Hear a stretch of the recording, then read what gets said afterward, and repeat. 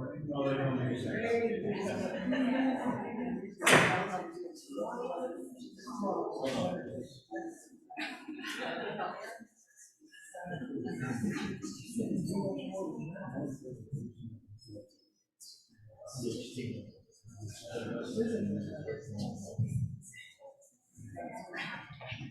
evening. How's the volume, everybody? Good, not too loud, not too quiet. Okay. I'm Angela Metler. I'm an administrative assistant in the president's office at the South Dakota School of Mines. Thank you to everyone for coming tonight. We have been doing STEAM Cafe since April of 2018, and we could not keep holding this without your support, so thank you for attending. Thank you also to those of you who are attending virtually tonight. At the end of the presentation, there will be time for questions from the audience, and that does include the virtual audience. So if you're attending online and you have a question, go ahead and type it into the Q&A or the chat, and I will ask it to the participants, and they will answer it live. South Dakota Public Broadcasting and Hey Camp Brewing are our partners in STEAM Cafe, so we thank them for their partnership as well. I will not take up much more time. I'm going to turn it over to our presenters for tonight. Thank you. Hi, I'm Donnie Decker. I'm a high school science teacher in Newell, South Dakota. So if you don't know where that is, it's just about a half hour north of Sturgis. Very small town, about 600 people. And about, I think not quite a year ago, I met Dr. Tanvi Govil over here. Yeah, I was not doctor then. Yeah, and she was not quite a doctor yet. So congratulations to her in May. She just became a doctor. So yeah. So, and that's kind of where we wanted to start this is before I even came into the picture, there was, that's where this story all started, was with her PhD thesis. So I will let Tanvi get started here. She's a little nervous that her technical language might be a little too steep, but I'm sure she'll be able to communicate that well. So that won't be a problem with me, don't worry. So, Tanvi, thank you. Thank you all for coming here. I tried to be very simple in the language so that you understand what we're trying to present or what we're trying to do in terms of the research. So as Tony said, this research that we're going to present today started as part of my PhD program that I started in 2017 as part of a governor center funded CNAM-Bio project. And this project has three major objectives, or I would say three broader goals. First thing is, can we produce some bioplastics or biopolymers using agri-materials, and that whole technical or technology should involve some kind of exchange of files. And when I say exchange of files, it means some bacteria or some microorganisms that can grow at high temperature, can tolerate high acidity, something like extreme environmental conditions. And the broader picture that we were trying to come over through our whole project was the problem of plastics. So we all are aware the problem on the plastics are very versatile materials we use in our daily lives. They are well manufactured, well optimized process. They are one of the most cheapest materials that we have or we use in our daily lives. And that makes like almost 36 million tons of plastic is generated each year in US. But if you see the statistics, only 8.7, or I would say less than 10% of the plastic is recycled. 90% of the plastic is either burnt out or it is dumped in the landfills. And when we do so, the problems that is faced in the landfill is while sorting them out, while melting them out, while reusing them out, it adds to the cost. Other way out, it adds to a lot of greenhouse gases being emitted when we burn them. Also, it can break down into smaller particles or microplastics that always stay in the environment. They never run out. They just stay and stay.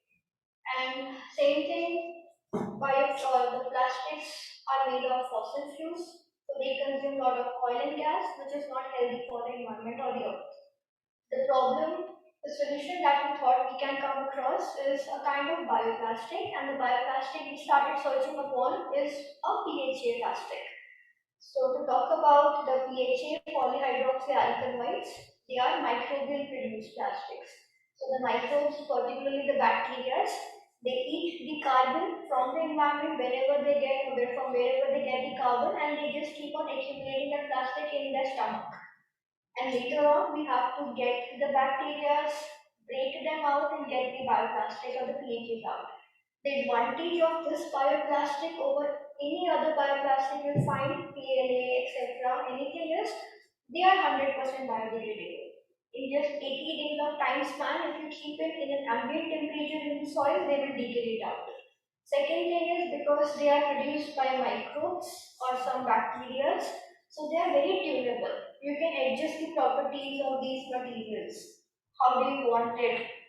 And based on the entire conversation where I say that they are highly tunable, there are almost 150 different variants of this bioplastic that have been made to date. But to be very simple, two major categories of these bioplastics is based on the size of the plastic chain they have. So one is a short chain length PHA material, and one category is where the length of the chain or the length of this material just gets longer and longer. So while the shorter materials or shorter bioplastics, PHA, when I say the shorter chain lengths, they are the most common ones of PHAs we find in market. And they are very crystalline, they break very easily. They do not tolerate high temperatures, they are not very good in strength, they are not very elastic. But compared to the shorter lengths of the PHAs we have, the longer lengths of the PHAs, the longer molecules, they are very elastic. They won't break out, they have a very high tensile strength, they have they are very sturdy materials. And if you see into the reports of what the Air Force needs, what Navy needs, or even what astronauts need in terms of bioplastics, so the name of the NCL PHA or this category of the bioplastic will often pop up. Now, if I show you what is being produced commercially, so most of the companies that are investing in creating this category of bioplastic or the PHA-based bioplastics, so most of them are investing in the shorter bioplastics or the shorter length of the PHAs. There are very few companies, or probably just most of them are startups. They are now investing in how can we produce the medium chain or the longer chain and PHA materials. Second thing is, if you notice in this table is, most of the companies that are producing the shorter chain length plastics, they are mostly relying on some kind of sugars as the substrate or the source. That sugar can come from corn, they can come from sugar cane, so any kind of sugars, the pure form of the sugars, where we call them glucose, for example. That's what these companies are relying on. But other way around, when it comes to how can we produce the bigger length of the plastic that's more sturdy, that's what the companies are, the industries are demanding today. So they are relying mostly on some kind of oil, soybean oil, fatty canola oil, coconut oil. So oil or the fatty acids is what is needed to increase the chain length or increase the strength of the material that these bacteria can accumulate. And one thing to notice here is there is no agriculture. So there is no single product, or I should say that agri material. So one thing, when I'm talking about agri material here, so I'm talking to most of the times the waste that remains. So corn, there is a corn plant, so corn stalk or the corn stover. So remaining of the corn stalk, remaining of the wheat plant, remaining of the soybean plant. So all the things that are left out in the farms after the main part of the plants have been consumed for the purpose. So if you see here, there is not even a single company commercially that is using the remainings of the agricultural materials. Now the question is, why are they not investing in agri materials or the waste of the agriculture farms? The reason is little technical, but I will just try to explain. So the leftover agri material that is left in the farms, it is made up of three materials, or it is made up of three components, which we often call cellulose, hemicellulose, and lignin. Or I would just say the whole agri material or the whole plant, it is being covered on the outside with a very thick layer of a material which is made up of some aromatic compounds that are very hard to break. Very few microorganisms are known in exist in nature that can break the hardest part of the plant outside layer. And the inside, once this layer is broken out, then there is presence of sugars inside that can be consumed for multiple purposes. So if we have to use the plant materials somehow in industry or for any other purpose, first thing that companies or what's being followed replaced, we have to do a pre-treatment, we call it. Pre-treatment means we have to make it like heat it, add some chemicals, uh, treat it under very high pressure, very high temperature with lot of chemicals to break the outer layer, and then the internal part of the plant can be broken down by some external added enzymes. Again, coming from the microorganisms. Now, pre-treatment has its own cost. It is not beneficial for the environment. It's not healthy for the environment. And similarly, adding externally enzymes, it adds to the overall cost of the whole process of breaking down agri materials to a product. So when we talk about why should we use agri materials, because it's cheap, it's abundantly available. You can just go to the farm, ask the farmers, and they will be happy to give you some remainings of their farms. But due to a lot of steps involved in how to break them out before microorganisms can eat them or consume them, there are multiple steps involved. So our target or question is, can we reduce the number of steps that is required to process any agri material to the final product? So answer is yes. So in some of the modification that has been done to this step, and this is something that a lot of people or a lot of industries, a lot of researchers are doing. So what they do, they will treat the agri material or agri plant. They will take off the outer lignin or the outer hardy layer of the plant, and then make or use a bacteria that can break or combine some of the other steps together. Now, question is, can we have a bacterial process or a process where all the steps are combined? So the question was for when I started my PhD was that can you find the bacteria from the environment that you just take your flask or you just take how do you find the media, right? So, take some reactor, just take a small glass flask, anything, put the agri material, put the bacteria, they will eat the agri material and produce the product. So you don't have to do any external additions, no external steps, number of steps, you don't have to transfer your materials from one class to another to second, nothing. Just take one simple apparatus, put everything in, let it run for a few days, and your product is ready. So can we design a whole process into a one-step process? And that's where my process or my aim of the PhD started was, can I design a one-step novel form of a process where I'm feeding the raw agri material to my bacteria, no treatments, no added enzymes, and just produce the final product PHA, but the medium chain length PHA, preferably. One more advantage, like I asked, like why do we need to use agri material? Because one thing is, agri material is available in plenty, especially in South Dakota itself or in the Midwest region. Almost 350 million dry dust of corn store in itself is present. Besides this, there are many different kinds of agri material that you can get. Second biggest advantage why we went into using corn store in particular for our process or our research was, so initially I told you guys that whenever we have to produce a shorter chain length of this material, we have to use some kind of sugar-based material. And whenever we have to produce a medium chain length or a higher chain length, then we often have to go towards something that can give us oil, fatty acids. Now, lignocellulose or any agri material stands in between these two materials. This material in itself can provide us sugars if we can break the internal part of the plant, and it can also supply us some aromatic or some compounds when we break the outer layer of the plant in a way that we can produce short chain length polymer also. We can also produce some medium chain length polymer. So lignocellulose, I would say, is one of the feedstock, only available feedstock that gives us the versatility to produce any kind of PHA material we want.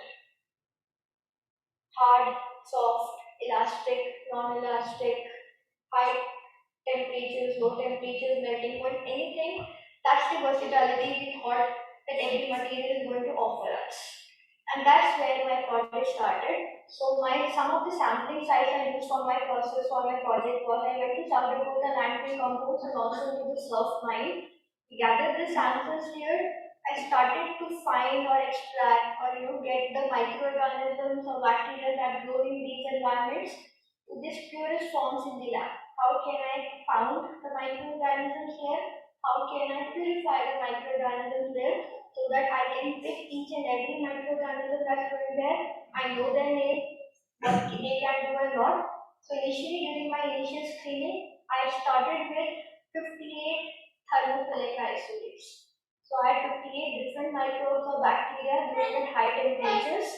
And when I say high temperatures, I work at 60-degree fermentations.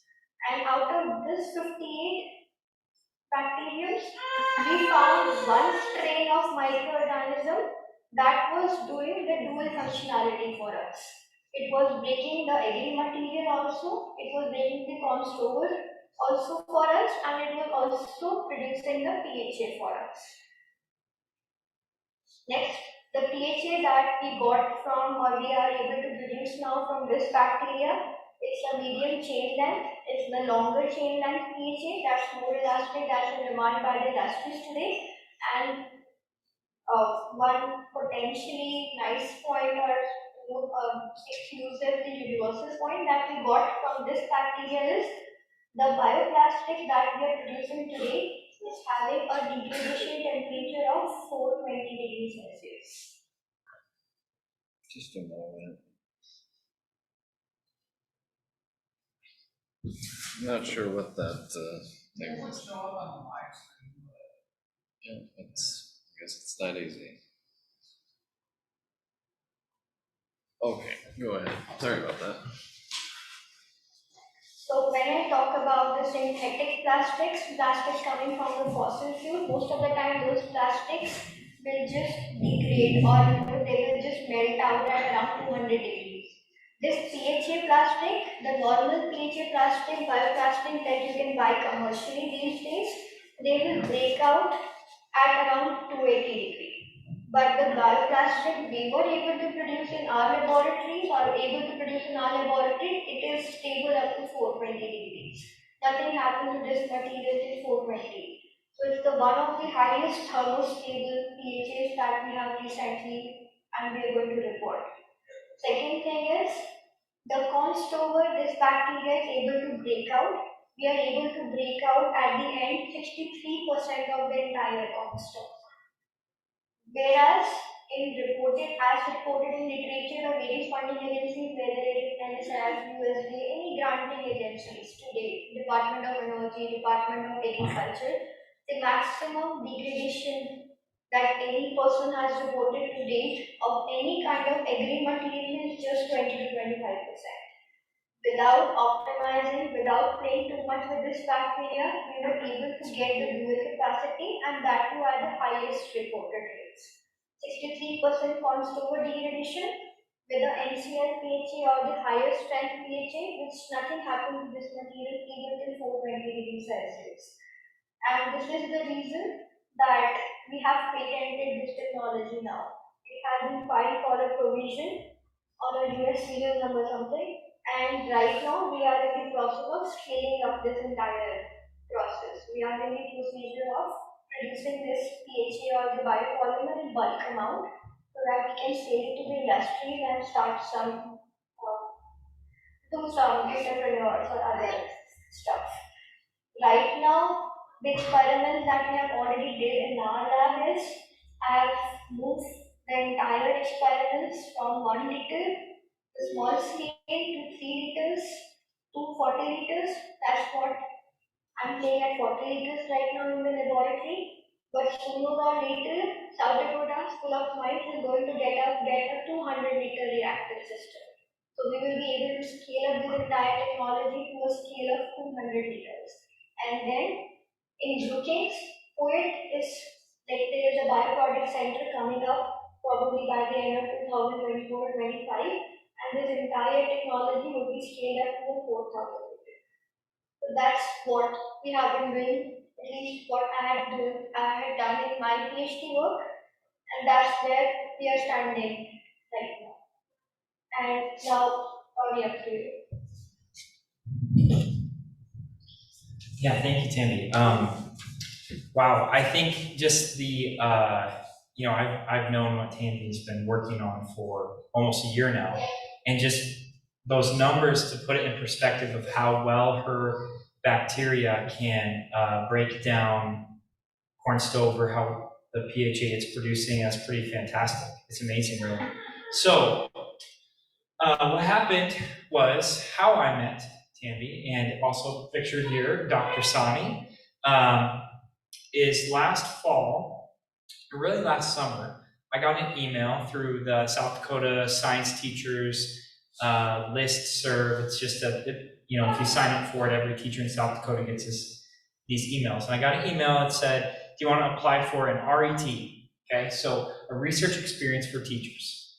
And I had seen these emails before. It never worked out that I could apply for one. And this one, it was during the school year, and so it didn't interfere with my summer job, and it had to do with sustainability, which sounded really interesting to me. And so I said, this sounds really good. Talked to my wife. That's my wife and son back here. So I talked to my wife and said, can I do this? Do you think it'll work? And it worked out. So I drove down to see my new mentor, and that's when I met Dr. Sani and Tanvi. And I had received some information about their research group, and so I knew they were working with corn. And right when basically right when we sat down, I said, okay, so I've heard you're working with corn. My dad's a farmer. And my dad, not only is my dad a farmer, my grandpa and his father, it's a long family farm in eastern South Dakota. We'll get more into that in a second. But right away, Dr. Sani and Tanvi said, oh, we want to meet farmers. So I said, well, come to the farm. And I know my parents, they love having any kind of visitors. So I knew that I could extend this invitation. And so I said, come to the farm. And it worked out that around last November, so I had been working in the lab for a couple weeks, probably. I could only work on the weekends because I was teaching. But I had been working in the lab for a couple weeks, and finally Dr. Sani and Tanvi were able to drive over and meet my dad, see our operation. So go ahead. Oh yeah. So here we are. Spink County, as you can see, they're kind of right in the middle of eastern South Dakota. That's where my dad, Steve and Beth Decker farm is. We farm mostly corn, soybeans, wheat, and have some cattle.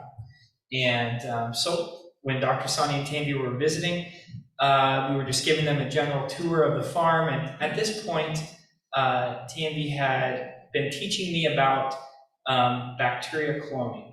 And honestly, I think you should need to have Tanvi back for another STEAM cafe so that she can tell you all about how she can edit the genetics of these bacteria, because it is fascinating. And just the work she has done and what she's learned in that regard is really impressive. But we had been learning stuff like that, and it was cool and really cool. And anyway, so they come to the farm and they see this right here. And it didn't look quite like this because it was winter. But this is a silage pot. So I don't know if anyone in the room is familiar with agriculture, but a silage, instead of harvesting the corn when their stalk is all dried up and taking it to the ethanol plant, a lot of times farmers will just chop up the entire corn plant and use it as feed. And when they do that, they put it in this pile. So, I'm I consider myself a pretty normal person. So when I see this over here, I see a big pile of feed for cows. Well, what I learned was Dr. Sani and Tanvi, they see things differently because they look at that and they think, oh man, there's got to be a lot of good bacteria. And so I thought that was great because I'm just like, I've never looked at silage that way. But that's what silage is this process of fermentation. And what's doing that work? What is helping break this corn down so it's better feed for the cattle? It's bacteria. I never thought of that. So Tammy got this idea. You know what? Let's try to isolate some bacteria from the farm. So that's what we did. So we collected some samples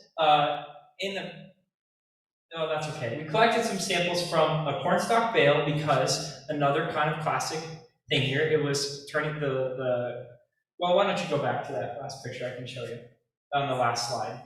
It's right in the background here. So it was a bale that looked a lot like this. It had just been sitting there and it was decaying. And so again, they see, oh, it must be bacteria, right?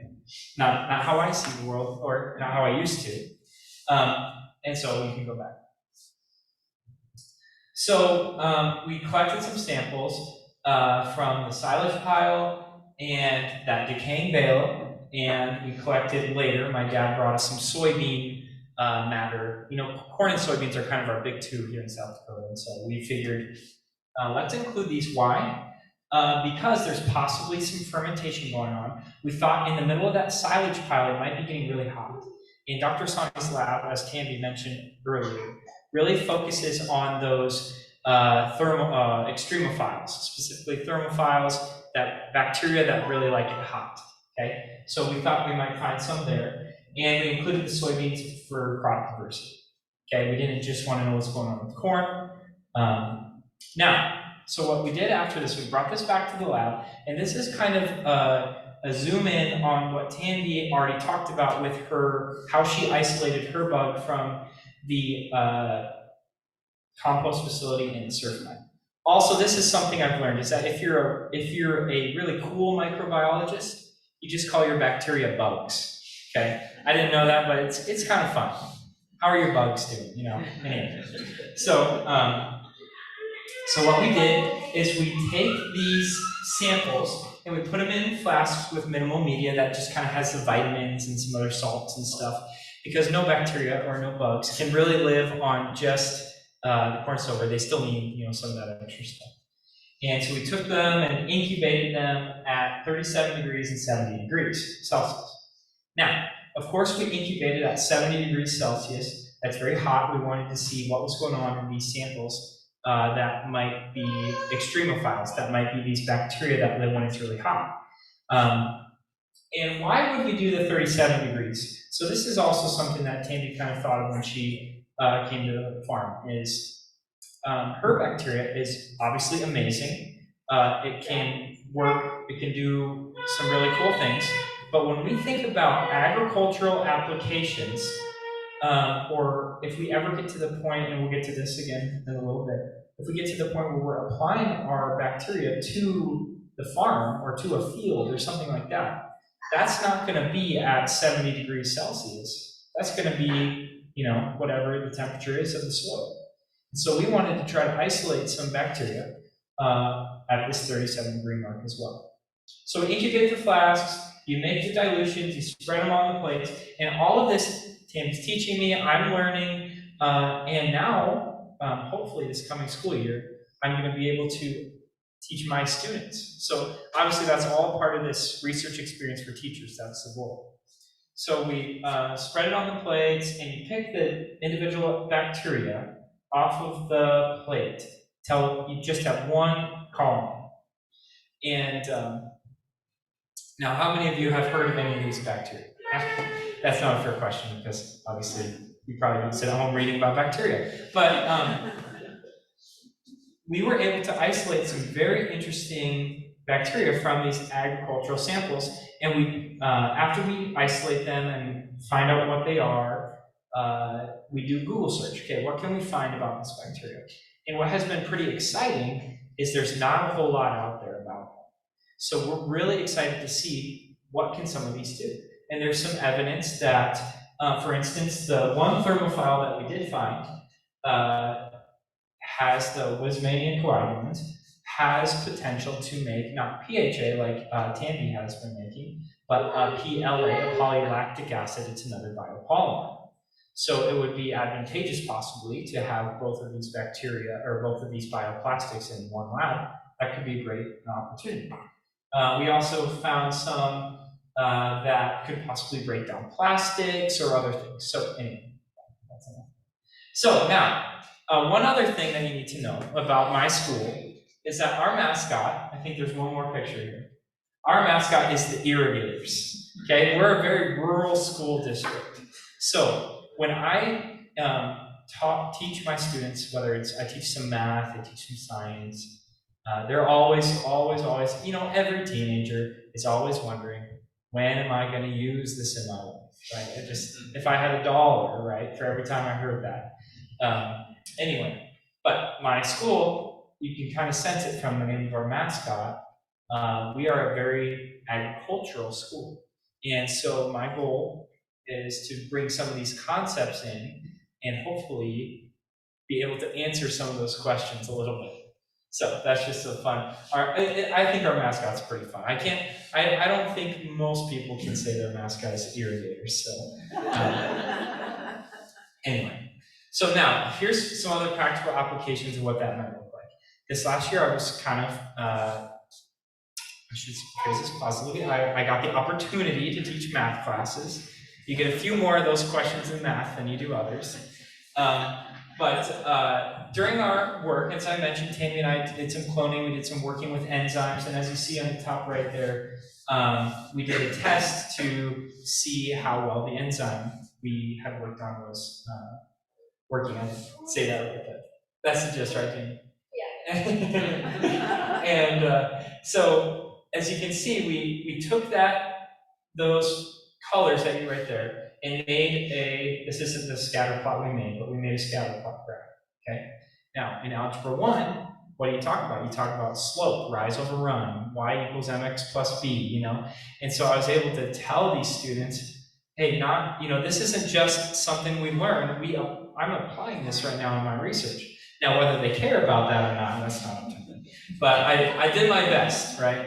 And we also talked about bacteria growth curves down here on the far right. So what's the difference between exponential growth, linear growth, and decay at the end of it?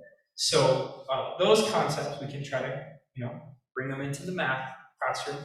And then this year, I'm really hoping to get a chance to apply some more practically to science class. Obviously, it's an easier application.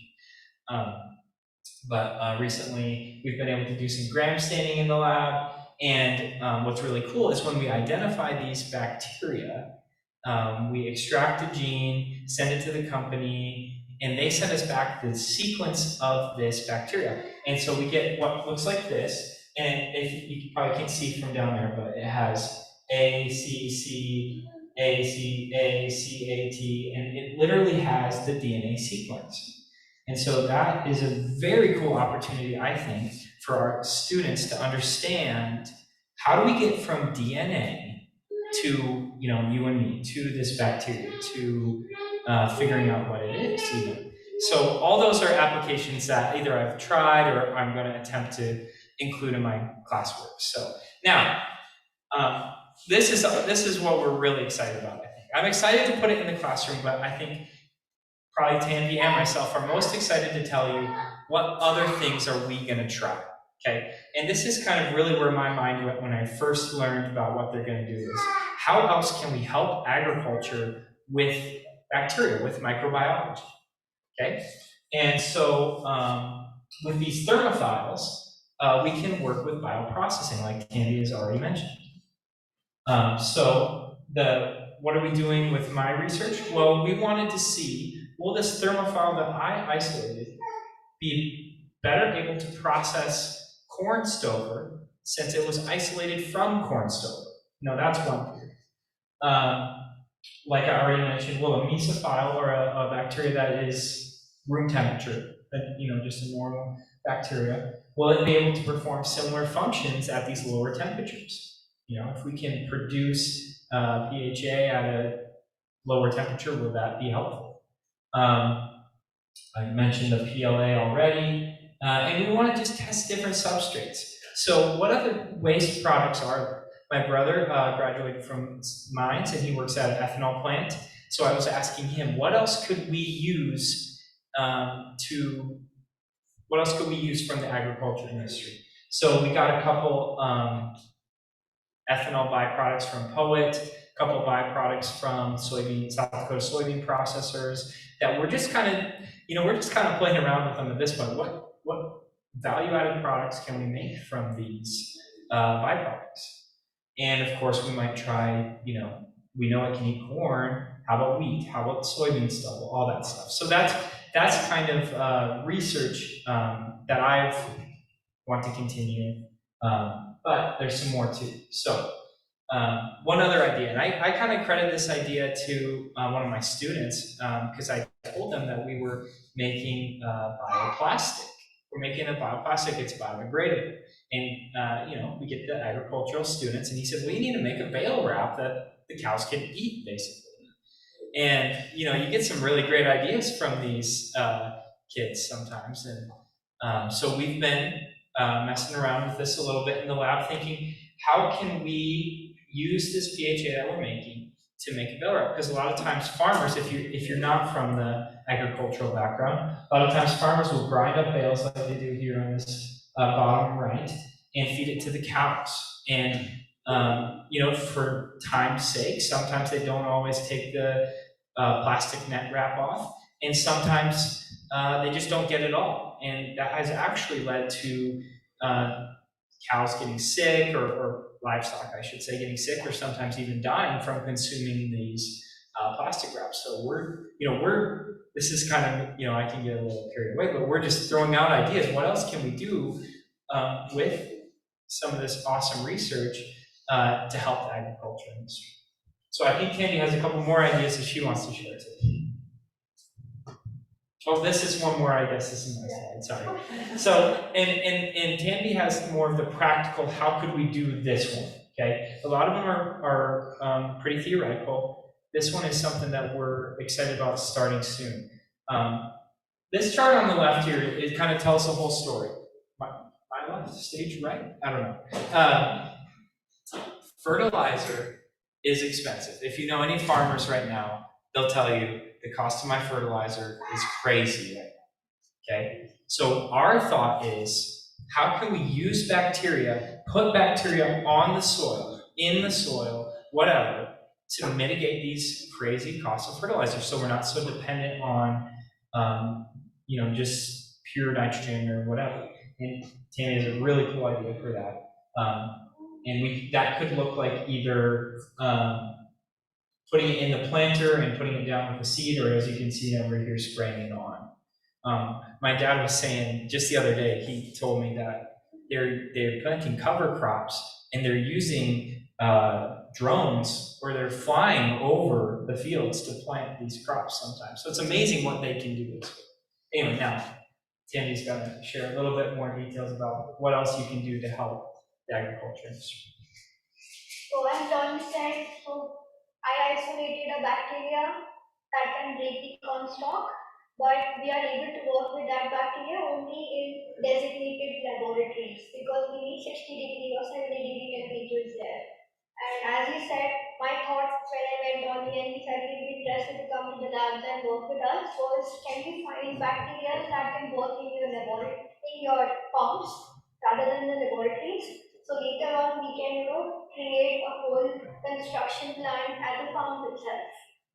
So or we can take the bugs, spray them on the field itself, and they will do the required functional analysis. That's what Tony is working on right now with me.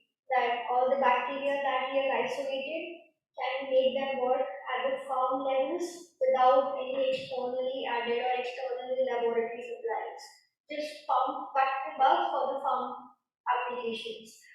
But continuing, so the work that I presented earlier as my PhD, that the bioplastics that we were able to produce in the laboratories, so that one of the extension of that project is it has been recently been funded by NSF, and that's where I'm working right now with School of Mines as a researcher is, can we make mulch films with these plastics that we are producing out of the corn stalk itself? So mulch is just a layer that protects agricultural farms. So our idea of the entire project is, can we spray a biofilm or our bioplastics over the agricultural fields, that bioplastic layer being spread on the top of the fields, that will fix nitrogen for us. That will be extra source of nitrogen for the plants, and that is what the plants desire. Second thing is, can this bioplastic break in a way that they will attract more nitrogen fixing community to the plants? In simple, can we make these bioplastics tunable in a way that we can improve the nitrogen amount we can add to the farms without adding external fertilizers? So, farms, plants, everyone has nitrogen by itself. So can we just make these bioplastics in a way that we are making the plants have more of their nitrogen conserved without adding external fertilizers? So that is one of the projects that just started this year in March 2022, and probably after 1 year I will be able to come back to this team captain, present what we were able to achieve in this experiments. Then Dr. Tanvi, I just want to add, this is a $6 million project. yeah, and Dr. Sani is the PI for that funding. I'll come to this slide later on, but one another now, as Dr. Sani just mentioned, it's a $6 million funded project. He is the PI. He is the holder of that patent. All the fundings, all the money that's coming from the NSS is going into his pocket. We're just getting the required salaries. Nothing is going in my pocket. I have to pay for my beers. But potentially at least more than us. But while working through the entire concept, especially with the bacteria I am working with, we recently found that this bacteria has a capacity to produce biourea. It has entire machinery that we can use the entire procedure that we had been using to produce bioplastics to now start producing biourea. So the idea would be, can we make this bacteria in a way, spread it on the farm, it will eat the corn stalk, it will eat the remaining of the agri waste, produce the biourea within the farm itself without, again, no fertilizers, nothing required externally. And Donnie and I, and potentially Dr. Sani, because this is something that has not been funded yet by NSF, but Extreme Totec is again one of the upcoming, or it's startup company owned by Dr. Sani, but we are going to try if we can get one of the funding for converting agri waste to biourea, not through NSF, but as an entrepreneurs, as a starting or beginning entrepreneurs. And our idea was, can we sell these bacteria bugs to the farmers and just make them produce more of the biofertilizers in the soil itself. Second, another idea that's not related to the biofertilizer world is, we also found that the bugs I am working with, it has the capacity with some genetic modifications, we will be able to produce some biorubber out of it. Now, if I talk a little bit about the biorubbers, so most of the biorubber that we work or we get these days is come from a hevea plant that grows only in Asia. And if I talk about the US does not grow, hevea is a tropical plant. It needs the high temperatures that's present only in Asian conditions. When it comes to US, so US mostly is relying on some small temperate plants, and these are small shrubs, very small plants. These plants do not yield too much rubbles for the US manufacturers. They are low in yield, they are low in quality compared to what Asia is producing. So most of the bio rubber or rubber, I would say, that's coming into US is imported. US imports 90% of its rubber. And we thought that can we cure this bacteria, can we modify this bacteria in a way that sooner or later we will be able to produce some bio rubber out of it. Again, using agri material as a starting substrate. This is our second big idea that probably we will be pursuing in next 2 years and try to, unless Dr. Sani really wants to submit an NSF proposal, that's different then. But I would like to go ahead with some kind of entrepreneur company or some entrepreneurship project. So that's all.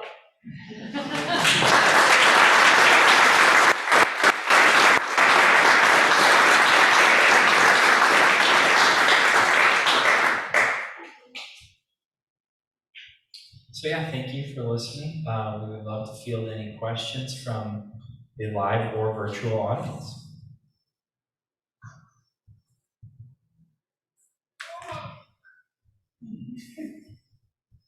No question. I have one for Tanvi.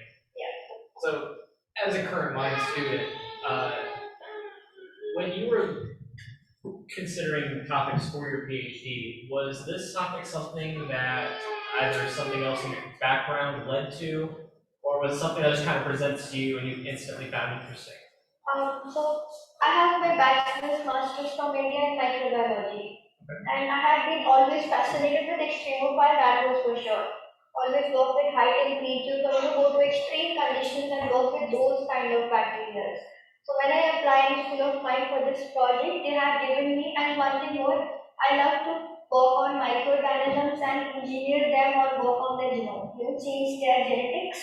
That's one of my second, I'd say, I love those projects.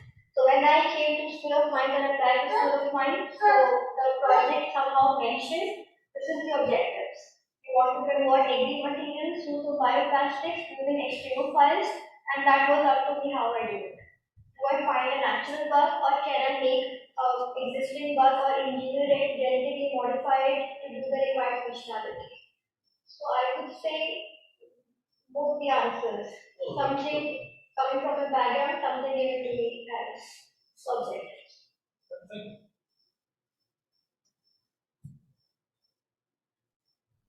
So when you find the bug and then you need to make copies of it, how long does it take to create more? And then how much do you need, or how many of those do you need to be like a liter or 10 liters, or how much? So ideally, this bacteria has a doubling time of 20 minutes. So just each 20 minutes, it will double itself. So if you are running it for 1 day, that's according, I don't know, maybe Donnie can help you with the maths. So it just doubles itself every 20 minutes. So if you are running it for a day, 1 day, 2 days, so it just keeps on expanding or extending itself. So till the time it will get the required sugars coming from the agri material, it will just keep growing. So when we are scaling up, we adjust that how much more extra agri material we can put in the reactors and let this bacteria just keep on consuming the agri material, keep on producing the bioplastics. How many of those bugs do you need for like a liter of material? Is it a lot, or is it, you just need a little bit? I've never measured them in terms of how many they are, but I would say for 1 gram, I just very layman terms, if we are working with 1 gram of agri material, we probably need 1 gram of this bug. So this is the 1:1 ratio. I think for like they use 5% to 10% in alkaline. But when I say 5% culture, it has like 10 to the power 8 steps per.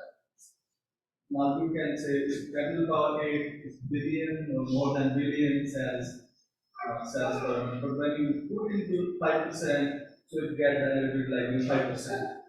And then after 36 hours, they become again Tanvi Govil cells. But in short, it would say like so this bacteria at the end, when you get them in your hand, they look like a mud.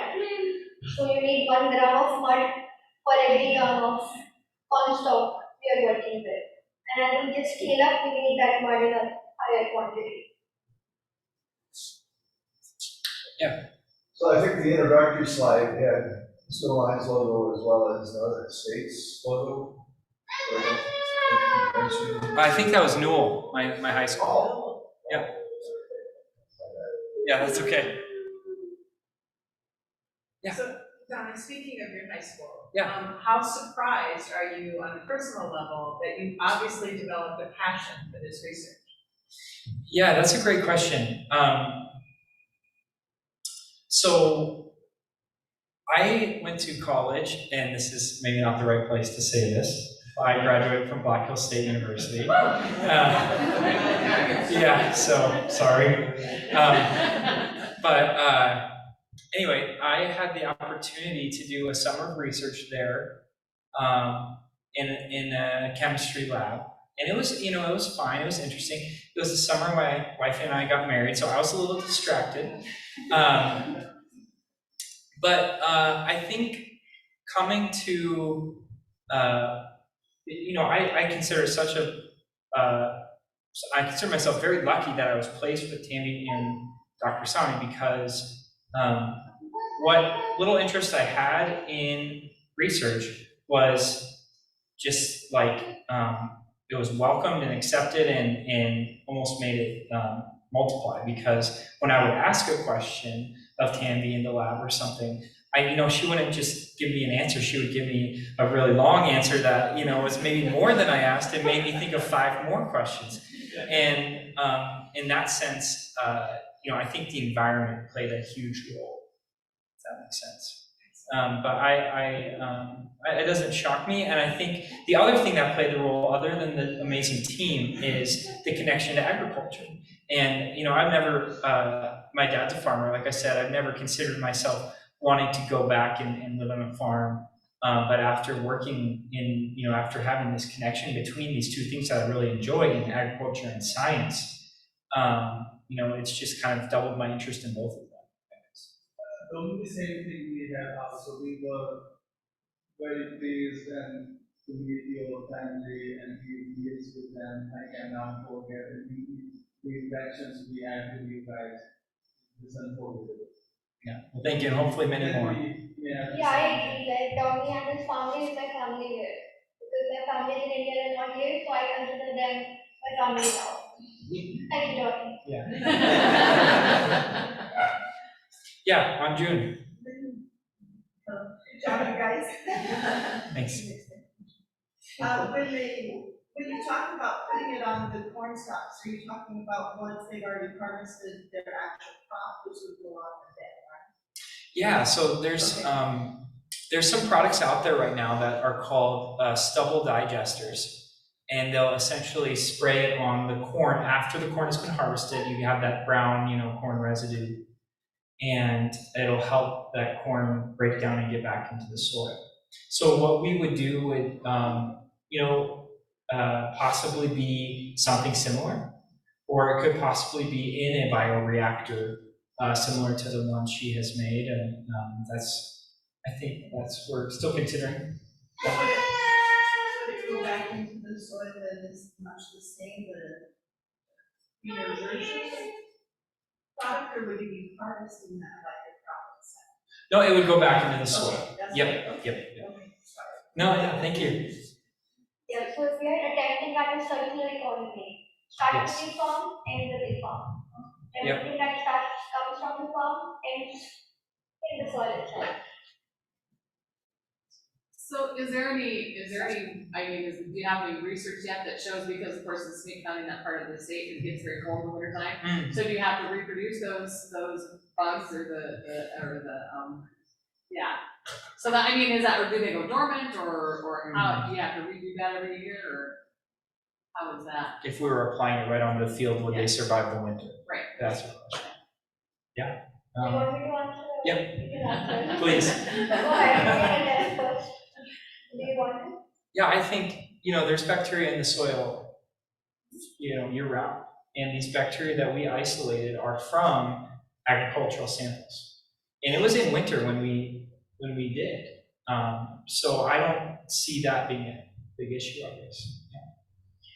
So technically, when we were working these parts, so they cover themselves with an external outer layer.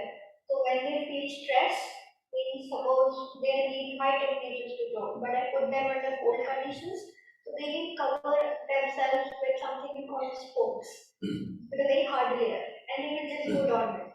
And as soon as they get the required temperatures, required conditions, they will just flower again. So if we spray them on the farms, we might expect that they will just stay there, keep themselves dormant, not acting too much, and then suddenly when the condition is back to normal, they will start to grow again. And we did not present it here, but in our laboratory we have just started to work also with cyclophilic cultures. So cyclophilic means they grow below temperature of 4 degrees. So maybe sometime later we will be able to do similar functionalities with those cyclophiles. So spray cyclophiles under cold condition and normal bubble under normal maybe. A lot of possibilities. So they go dormant, and then when the temperature is right, they come back. Is there ever a chance that they would eat like a live crop that you would want to harvest? Like, is there any danger here that it would break down more than it's supposed to, so that it's strong? They can. There are chances that it all depends on how much time this bug will take to break that construct. They are not very fast eaters. They take time to eat it up. So we assume that we will be able to, get them out after the required time period, and that's part of genetic. Again, we can see the genetic machinery in a way. So we call it a kill switch. So I'm not sure how to explain that in a layman term, but kill switch is like an on-off button for the bacteria. So till the time we want the bacteria to grow, perform the required machinery, they will do that. And under certain conditions, we can ask them now it's time for you to die. So that's a kill switch. That's really cool. Yeah. Yeah, like I said, I think you should really have Tanvi back on to talk just about genetic engineering, because it's fascinating. Yeah. But I think, kind of what some of you have been mentioning is one thing I've been doing some just little personal research on is soil health, right? Because we don't want to create an evil bacteria that takes over the soil. We want it to be helping the health of the soil. So that would be our, we would make sure that happens in a greenhouse before it, So does that mean that this would be in place with fertilizer, so we wouldn't have to add that fertilizer? Well, there's kind of a couple of things we're talking about here, and I think the one that we have the best idea of is Tanvi would be making a biourea, which is, most fertilizer that farmers will apply, it's either ammonia or urea or something like that. So it would be still a fertilizer, it would just be coming from the corn instead of, a chemical process. Yeah, but that's true. We don't need to add external fertilizers. That's what we are expecting at. Yeah. So that's when you said that would bring the health of the soil, it would give that, it would give a better health of the soil. Yes. That would be the Without goal, that external- So, And there are many other modifications also that we have been working on, playing around the technology we presented, but they are on a very initial stages. yeah, We don't know theoretical. if they will work or not, but maybe. Yeah. As I said, maybe next week, cafe. Yeah. Yep.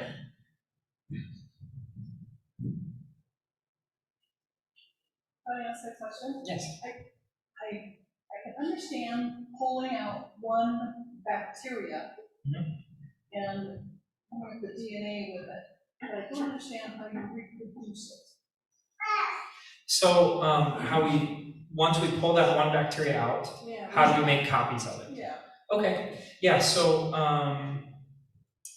let me show you something. This might help. So when we pulled out our individual bacteria, there's kind of two main ways that we would grow them, okay? And the one way is right here on a petri dish in an agar plate. So we make this solution, and as I don't think I mentioned this, but on this plate, we wanted to make sure these bacteria could grow on there. So what did we put in this media? We put those three molecules that Tanvi has been talking about that are in corn, the lignin, cellulose, and xylem. We put them in there, and then when you spread them on, so we pick one out, and it's probably not one cell, but it's just one type of bacteria. And you spread it onto that media, then it has what it needs to grow. So it grows and looks kind of like that. And then you can also do that in a liquid form, and similar method, you can give it whatever kind of media you would want so that it could, it naturally just grows and makes copies of itself. We're not making the copies. Yeah. Are you simple and we like the way we eat food every day to grow? The same way we provide bacteria in the lab some extra nutrients, carbon, nitrogen, vitamins, amino acids, anything they want, they like. So we can supply them in the liquid form, we can supply it in some solid form that I'm talking about, like this petri dishes. So as soon as till the time we get those food, they just reproduce.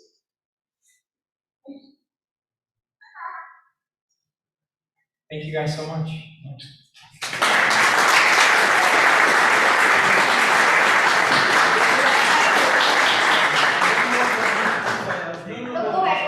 Go ahead.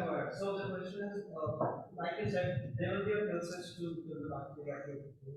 But regardless of its research, the DNA that bacteria had, which was having the genes with the cellulase and other degraded bacteria facilities, is there a susceptibility to horizontal gene transfer that will affect the next crop?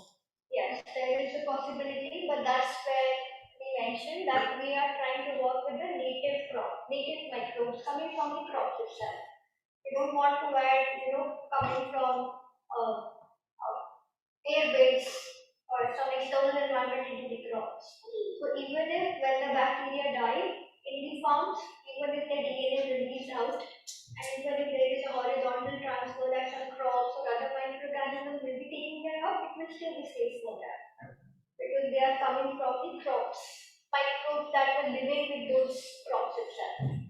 And under natural condition, if that crop or that bacteria that we are taking from the farm, they will automatically die. Obviously, they will be dying also natural deaths. So I should assume that case which is going to harm the crops or the agricultural fields negatively. It will be safe. But one of the microflora that is affected, So that's what I'm trying to say, that the bugs that we are trying to work in the farm or in the lab is coming from the farms itself. They are already living with the other microflora, other microbes in the farms. So I would say they're the product of the farms itself where we're trying to apply. Yeah, and we have a lot of work to do, a lot of research, but thank you.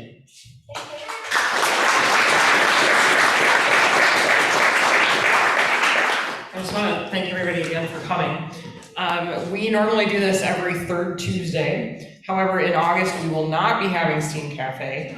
I know. There's a conflicting event going on at a different venue that same evening, so if any of you are on our news mailing list, you'll hear about it that way. But we will be having Steam Cafe again in September. However, September Steam Cafe will be on the third Wednesday due to a conflict here at Hay Camp on the third Tuesday. So September Steam Cafe is, I think it's September 21st is that third Wednesday, if I remember right. And I'm drawing a blank right now on who is presenting. I've got the schedule, but not in my brain. So stay tuned to emails. We will let you know who that is. And again, thank you for coming.